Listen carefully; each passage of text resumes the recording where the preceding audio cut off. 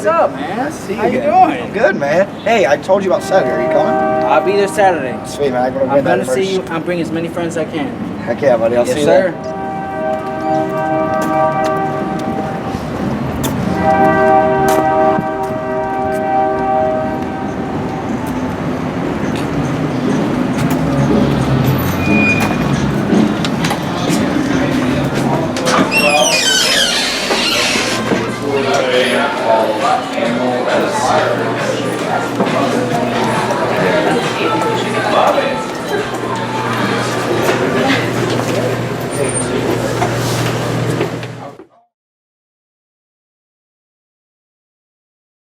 Hello, ladies and gentlemen, and welcome to another installment of Powerhouse Personals. Of course, this is the show where I get in touch with all of your favorite Emerge stars, ask the questions that you have been wanting me to ask, get the questions answered, and everybody has a good time. Of course, we would like to thank our wonderful sponsors, Powerhouse Brewing Company, up here, of course, as always, in the world-famous Loft. And we thank you so much for joining us. My guest today, former Emerge Tag Team Champion, IFHY member, former member of the original Hellfire Club, and the man who has almost died more times than anybody in Emerge history. Of course, I'm talking about Cole Radrick. What is up, my brother? What's up, buddy? How you doing? I'm good. Now, my question is, I wasn't sure which nickname I should be calling you right now. So I just went with your name. Yeah, you know what? Let's just stick with that. We're fine. We're perfectly fine. But I do want to start there, because if you're known for one thing in this business, it's your weird love for TJ Leaf, which we'll get to, and the goat, and the fact that you've had a lot of nicknames. Hey. It's the question the people want to know. I promise there are going to be good questions after this. Don't just tune out after what you want to hear. Why have you gone through so many? Look, it's not been that much. It's been the Last True Starfighter. It's been the Cure. It's been Fight or Die. It's been Infinite. It's been Kinetic, and it's now I went to the doctor, got measured, and I realized I'm kind of a giant. I'm 6 foot swole, big match Cole Radrick. You definitely forgot Bottle Rocket. Yeah, human bottle rocket. And larger than life. And probably ones I just the Last True Starfighter. So basically, what we should be getting at is that you just have issues. I have issues. I have a lot of issues. But, at the end of the day, people know who I am. I am Cole Radrick. Ratty must die. Ratty dies in the end. All the things. And like you said, I'm the guy that's probably playing closest to death in Emerge Wrestling history the most amount of times. And trust me, we will get to that.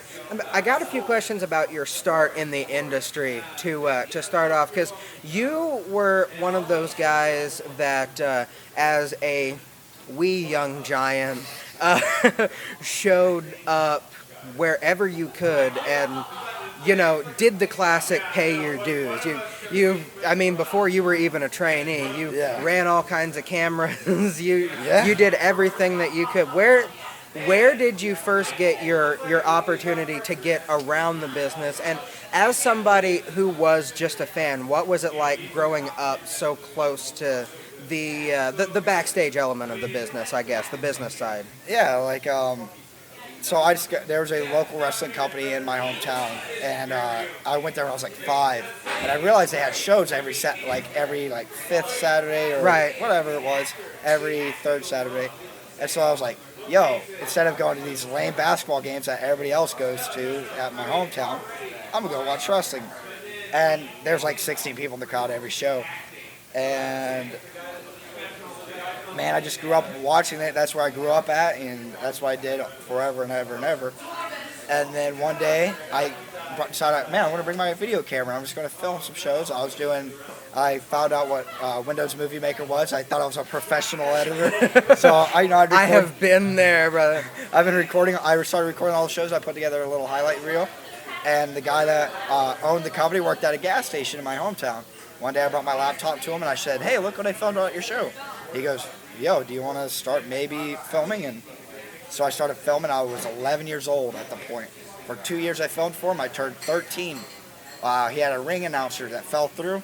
He goes, "Hey, do you have a suit and tie by chance?" And I said, "I mean, I have a dress shirt, a tie.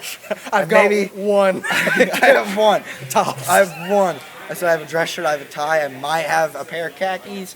He goes, "Can you hurry up and go get them?" So I had khaki shorts, I had a button-up shirt, and I had a black official tie, and I was just like, "I'm ready." And I started ring announcing. Ladies and gentlemen. Yeah. And then not only would I ring announce, I would do commentary for the matches. But like, you know how Emerge has like good commentary headsets that go straight to video. Ours was commentary that went over the match. Oh, so yeah. everybody could hear it at all given times, and it was just like, it was just rough. And then I met Donnie Tsunami at Infinity Pro Grand Tournament 2012, and I displayed an interest in training with him.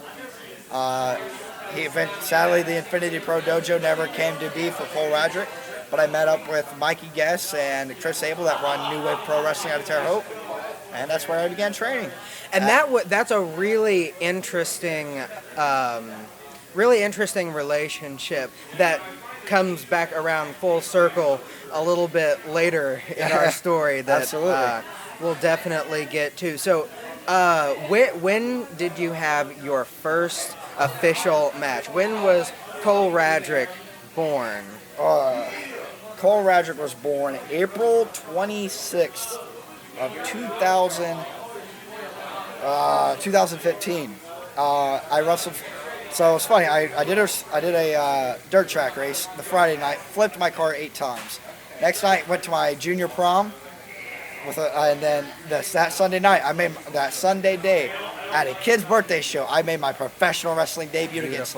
It's pro wrestling to me, right? This is what wrestling is. At a kid's birthday show, I wrestled Spencer Wallace and TJ Fantastic in a 3-way. And during my entrance, I was so excited, I missed the kids, and I went straight to the parents, and I was giving all the parents high fives, and the kids were like, "It's my birthday!" You know what I mean? But as has been very important in our relationship, the best thing, at least you hit the come on, baby. Come on, baby. 2 claps. That's all you gotta do. 2 claps and a let's go, and the crowd's already behind you.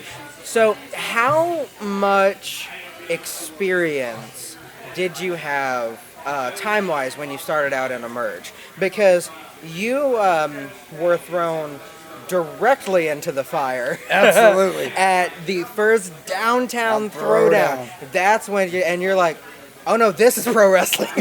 Yeah. So it was like, it was probably my 10th. It was my 10th match ever, and they were like, "Yeah, you're wrestling Aaron Anarchy," and I'm like, "All right." And they're like, "Yeah, he's like half the Emerge tag champ." I think it was right before they were hot on the heels. Yeah, they were hot on the heels. It was that first Emergence day at 11 when they won it. This was 7, so they're close. Yeah, this was Emerge 7. So in other words, I'm getting old in Emerge terms. Keep in mind we're up to 40 now. I'm an old man, the oldest young man. And there's the new nickname. Thank you guys for joining us. That's a wrap. We got a new one. I'll just throw myself off the balcony. No, I got thrown right into the Wolves. That one of the biggest shows at that point in time for Emerge was the Downtown Throwdown. And I got wrestled Aaron Anarchy. Luckily, they saw something they liked in me, and I stuck around. And then the next event that you were at, Emerge 8, Christopher Daniels, no big deal. Yeah. Yeah, no big deal. Yeah, we tagged. It was me and Trip Cassidy versus Aaron versus A-Big Punts, actually. And again, I continued the streak of Cole Radrick losing. What's new? When you started, you had a really interesting attitude. In that it was really big. Like you had and this is just at this point, because my first event was Emerge 9, when some of your favorite pictures ever were taken. You mean Ace Perry? It was, I don't remember who you were facing, but it was all of the pictures with you and the fans. Emerge 9. And the future referee, Alexander Smith, yelling at you, that classic shot.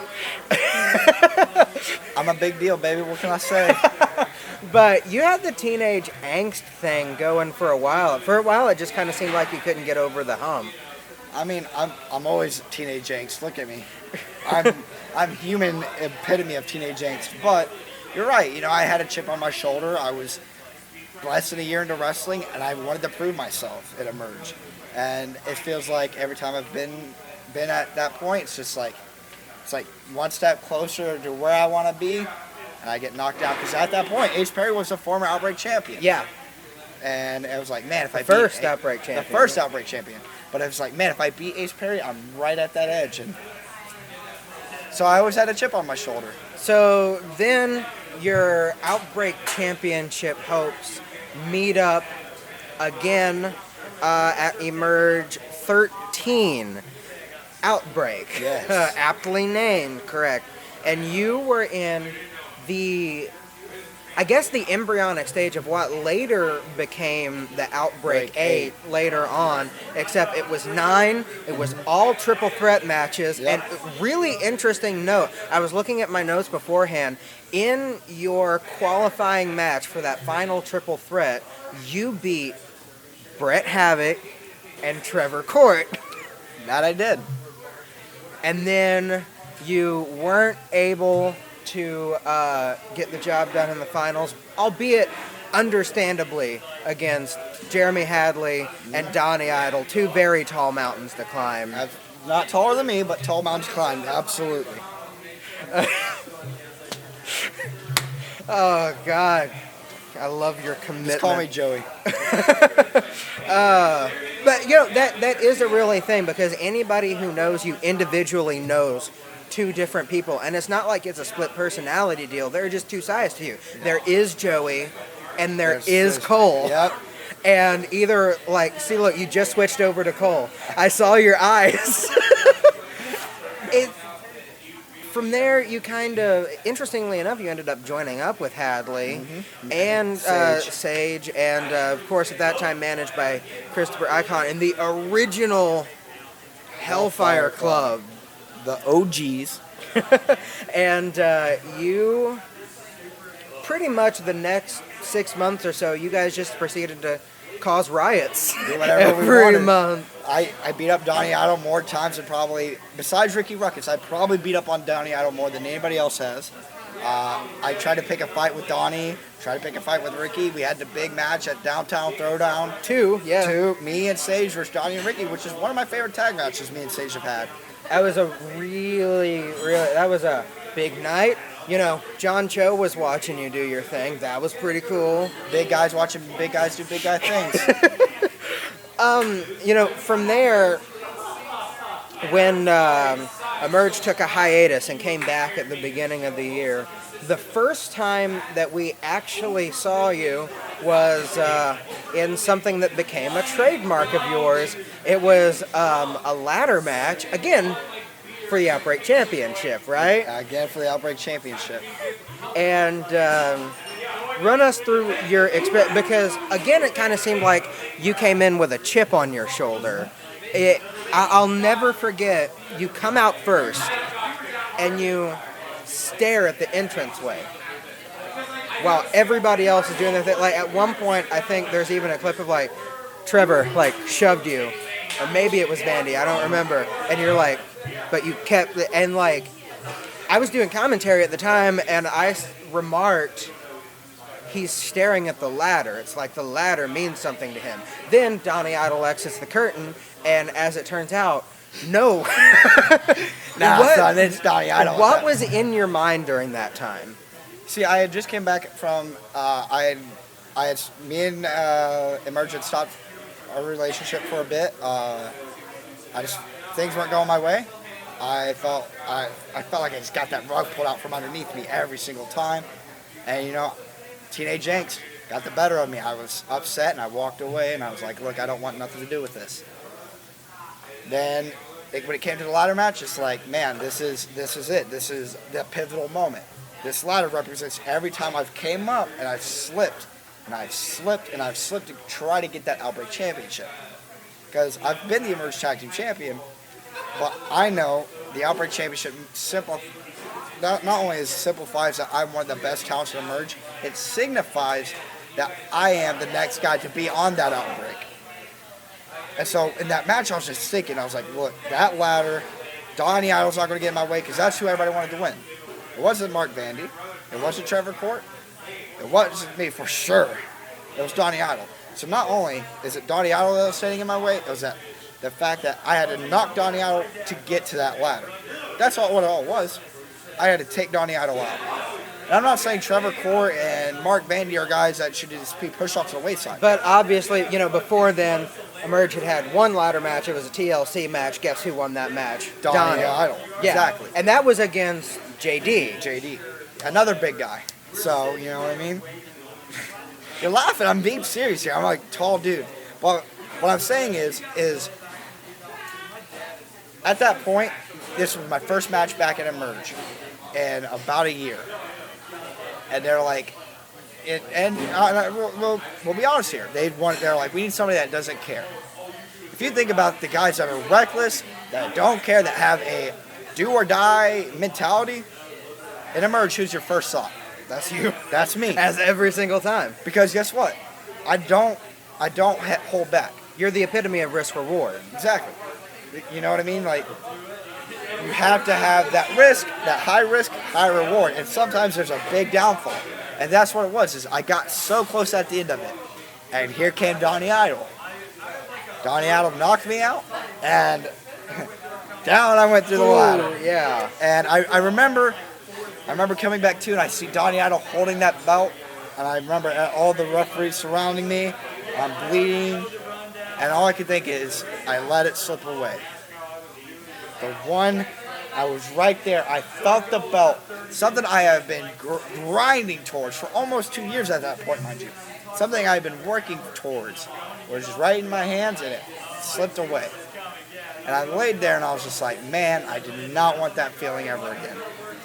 So some interesting things happened from there. You popped up here and there, kind of as a featured spot. Yep. And the fans were always happy to see you from that point on, which I think, I've talked to a lot of the fans, and they kind of feel like before that they had never felt like you truly had that breakout moment. And it's interesting that in your pursuit for the Outbreak title, not getting the Outbreak title, you had your breakout moment. Yeah. And then from there, you end up joining the fight against the new Hellfire Club with your old Hellfire Club. And after you oust them, that leads to a tag team with Jeremy Hadley. And that is your first gold in Emerge, yeah.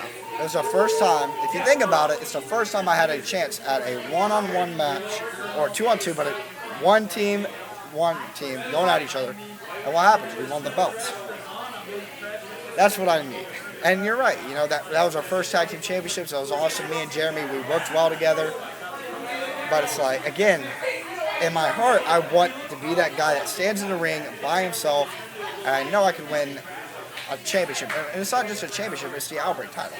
But you're right. I'm going off topic, but I'm really, really, really set on that belt. Don't worry.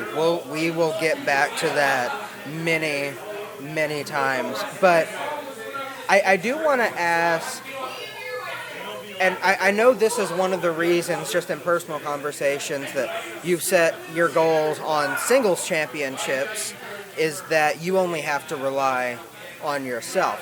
No disrespect to Jeremy Hadley at all. Yep.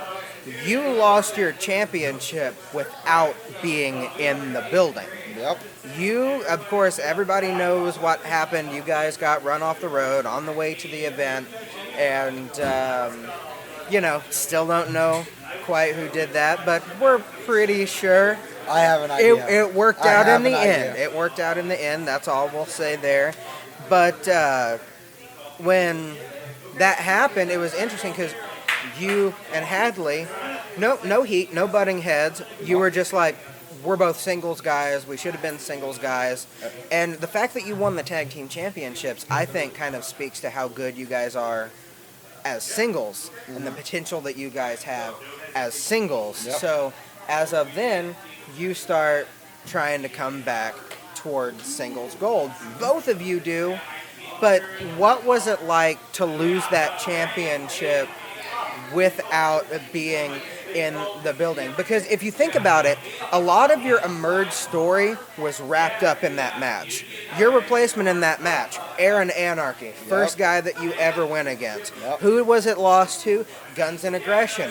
Luke Lawson, not only a guy that you'd faced multiple times in Emerge, but who was the replacement for the Hellfire Club when you guys won those championships. That was Luke Lawson, brought in as the mercenary. Yep. And so from there, it seems like chapters are ending, and it's just an open door. What is through your mind there, though? Yeah. It's just like, I lost a belt that I never got pinned for.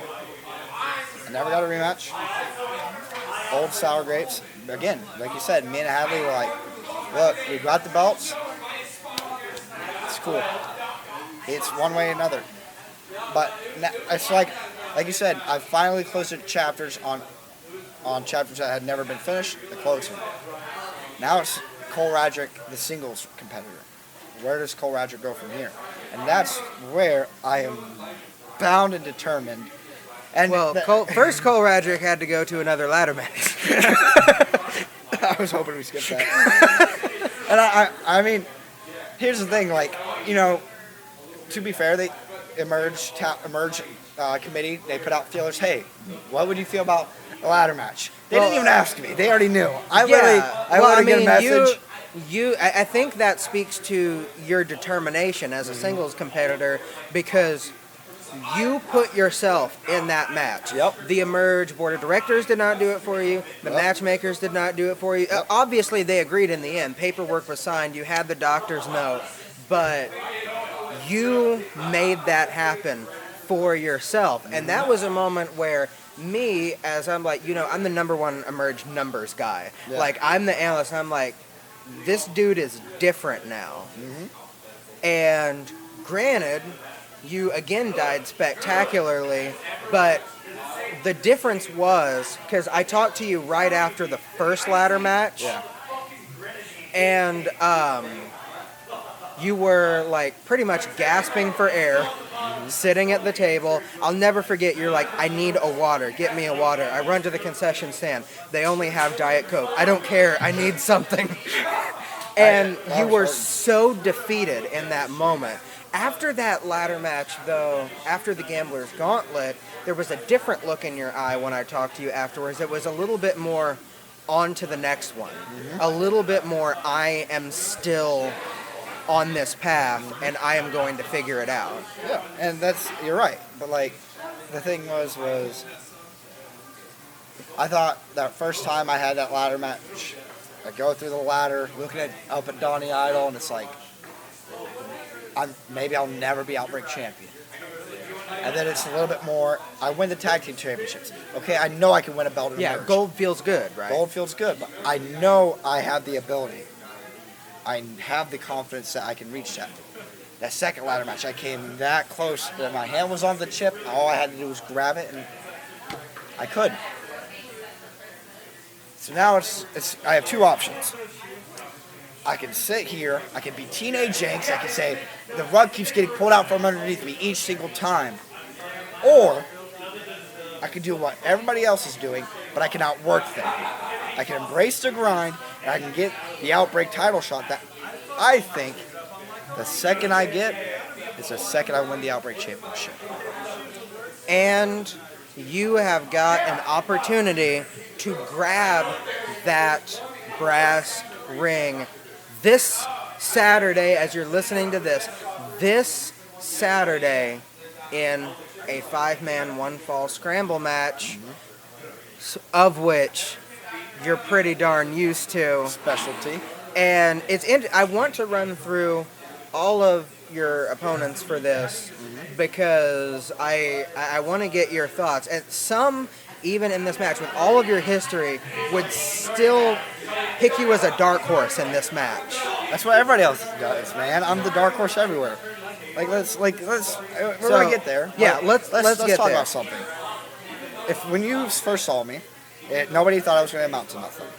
Fair. I was a skinny, scrawny kid, and for the past 3 years I've been at Emerge, I've been the one guy that's been constantly overlooked. Cole Radrick can have a great match, but Cole Radrick's never going to grab the brass ring. That's been a common thought here. And, they always said Cole Radrick has a lot of potential, but will he ever reach it? And now it's the thing is I'm looking at you right now and I say, I have the potential. And I know I'm going to make use of the potential. So, I am no longer a dark horse. I'm telling you right now, I'm going to be the Outbreak champion. And that confidence is something that I really like seeing in you. We met at a different event outside of Emerge. The first words I ever heard you say were, What? Who has Cole Radrick ever beat? Who's Cole Radrick going to be, man? It's like, again, And that was 2015. Yep. So now in 18, you're sitting here and you're different. But as with your last endeavor for the Outbreak Championship in a multi-match setting, Yep. you have several tall mountains to climb. One of which I know you are very, very familiar with in Young Miles. Don't die, Miles Morales. That's a guy that I love. He's like a little brother to me. It's his debut at Emerge. He's been a guy that's kind of flown underneath the radar, like I have for a while. And he's going to turn a lot of heads at Emerge. But Miles, this isn't his time to shine. This is my time to shine. You know what I mean? Like, I love Miles to death, and he's definitely one of the guys that people should not overlook. And that's the guy I can't overlook. But, they call him Don't Die Miles because it's high risk, high reward, 24/7 with the kid. And in a scramble match, that can be deadly. Because if he takes one chance that works out for him, it's over. But if I could capitalize on one chance. So, and I know this is another one that you've been in the same circles with for a while, as I'm taking this opportunity to look at your opponents, make sure we don't overlook anybody in this 5-man match. J-Plex. How do you approach this guy? Because I know that different events that I've seen you at, we've seen a different J-Plex. The J-Plex that has come to Emerge is different from the one that I've seen elsewhere. He is explosive. He is so athletic. He is crisp. He is sharp. The nightmare really is a nightmare from his opponents. You can tell he wants to grab that brass ring as much as you do, and he's better in Emerge than I've ever seen him elsewhere because of that determination. Absolutely. He's hitting his stride. J-Plex is hitting his stride. This match has a lot of guys that have flown underneath the radar, if we think about it. But J-Plex is a guy that's been in the same areas I have, and he's been working on those undercards because he's been grinding. And now he's at Emerge. He's at one of the top places in the Midwest. He's in a match with guys like me, Daniel Leeds, Miles Morales, Chris Jones. He has a point to prove here, and I don't expect anything but the absolute best out of J-Plex. He's going to come 110 miles per hour into this match. All four of these guys He's going to be aggressive. He's going to be crisp. He's going to be hard hitting, and he's going to be looking to take out anybody at any given chance he can get. So he's definitely a guy to watch. Chris Jones. Another guy that's, to be honest, I haven't been in the same circles as Chris Jones. I've met the guy a few times. That seems like he has his wits about him. But he's I've seen a highlight reel. I've been studying tape. He has a lot of good submissions, a lot of good trap pins. It's going to be. You can't just throw around that name Billy Robinson for nothing, right? No, that's no joke. If you're trained by Billy Robinson, you are dangerous in the ring. And again, I said this in our card reveal. He knows. Probably hundreds and hundreds of submissions. Mm-hmm. At any moment in this scramble match, he busts one out, locks it in, it's over. Yep. So you have got to have your head on a swivel. But somebody you've got to have your head on the swivel for a completely separate reason is the other giant in this match, Big Daniel Eads. Yep, the former Paradigm Pro Wrestling heavyweight champion. And now he's coming to Emerge Wrestling. And here's the thing, Emerge Wrestling's smart enough, they will not overlook Daniel Eads. How can you? He's one of the tallest guys I've ever seen. He's hard to miss. And if you don't think that Daniel Leeds has a legit chance to win this match, you're wrong. But this is my match. I'm the guy that's been going in every single scramble match and stealing the show. Anytime there's a multi-man match and I'm in it, everybody knows I'm the one to watch out for. So Daniel Leeds He'd be one of the best talents in the Midwest and one of the most underrated guys in the Midwest, a former heavyweight champion. He can be all these things. But he still has to wrestle Cole Radrick. He still has to take on Chris Jones. He still has to take on Miles Morales. He still has to take on J-Plex. His head has to be on a swivel. All of our heads have to be on a swivel. But nobody is better at a scramble match than Cole Radrick. I've got one quick question about your confidence, and then we'll start to wrap up. How much has your experiences getting the opportunity to run events in your hometown now? We talked about the relationship with New Wave earlier. Yep. Of course, friends have emerged, a lot of crossover with rosters. Yep. And now you are in the driver's seat Yeah. in your hometown. Craziest thing in my life. And it's like, what has that done for your confidence? Man, it made me love wrestling again. You know what I mean? I it's not like I never stopped loving wrestling, but I was missing a fire. And it was one of those things. And I've seen that at, after events, we've gone out to eat, and I've heard those rants. Yeah. And, and it was just like, man, like, I don't know. It was a lot of time where I had to second guess myself. I didn't know what I wanted out of wrestling anymore. And now it's like, I get to run my own, not run my own company, but I get to promote for a company, New Wave Pro Wrestling. We're doing a lot. We're working with Emerge to create not only a good wrestling connection, but we're trying to benefit each other. Emerge, we have guys like Donnie Idol on our shows, guys like Alistair Wilde on our shows. They have guys that we had Bradley Prescott the Fourth, Levi Everett.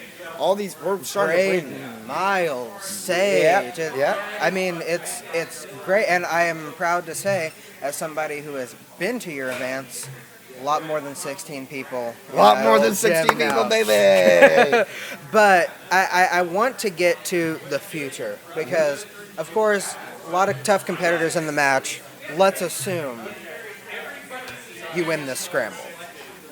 Let's go ahead and say I win the scramble. Exactly. That means February, you're facing either Brett or Trevor. But let's go back in time. Let's take a time machine back. That's where I was hoping you would go. Let's take a time machine back. Outbreak tournament, OG original Outbreak tournament. First round, Cole Radrick, Brett Havoc, Trevor Court. Who won again? That was you. That was me. And I'm not trying to sound rude or cocky or anything else, but I have a confidence that if I can beat those guys in a triple threat, and they have gotten better over the years. I look at Brett Havoc, he's hitting his stride. I look at Trevor Court, better than ever. But I look at myself and I realize I'm a completely different person than I was back then. They've progressed, but so have you. Yeah, absolutely. But I think I've been hitting the gas pedal a little bit harder than they have. I've been hitting the miles. I've been hitting the road. I've been getting that experience that I needed. And if you ask me, if I go and wrestle Brett Havoc or if I wrestle Trevor Court in February, I don't see myself walking out without the Outbreak Championship. I think it's my time to really grab that brass ring. And not only am I going to become the Outbreak Champion, I want to be the best Outbreak Champion. And that's, hear me out, I will go to any promotion, anywhere, and I will defend the Outbreak Championship. I will be determined to put such a prestige on that championship that Emerge has never seen before. Not only will it be at New Wave Pro, it'll be at Paradigm Pro Wrestling, it'll be at Zoa Live in Illinois, it'll be at Punk Pro Wrestling in Florida, it'll be on all these places I go to. I will defend that belt because I know if I can just get the Outbreak Championship, it's going to be hard to take it away from me. That's your near future. Let's talk about the far future. I like to end with this question a lot, and I want to ask you. Years from now, when you're an old jolly giant, and the boots are hung up above the doorway for the last time. Shooters. What do you want people to remember you as? What do you want them to think? Cole Radrick, word association, what do you want your legacy to be? I just want to be a good guy. That's it. You know what I mean? I've had this thing where it's like, no matter what I do, I always feel like I'm a bad guy in every situation I'm in, and I just want to be remembered as no matter what, when you have Cole Radrick on a show, you're going to get a show. I've never put in a half-ass performance. I've never tried to like phone it in, people would say. I just want to be remembered as a good guy with a good heart with good intentions. You're a good guy in my book, brother. Thank you for joining me, and thank each and every one of you for joining us for this another edition of Powerhouse Personals. This Saturday, Emerge's 4th anniversary event. We cannot wait to see you. Tickets still available, and I have a feeling that the guy next to me is going to be stealing the show. My name is Casey Johnson. This is Cole Radrick, and we will see you guys Saturday. We're out of here, suckers.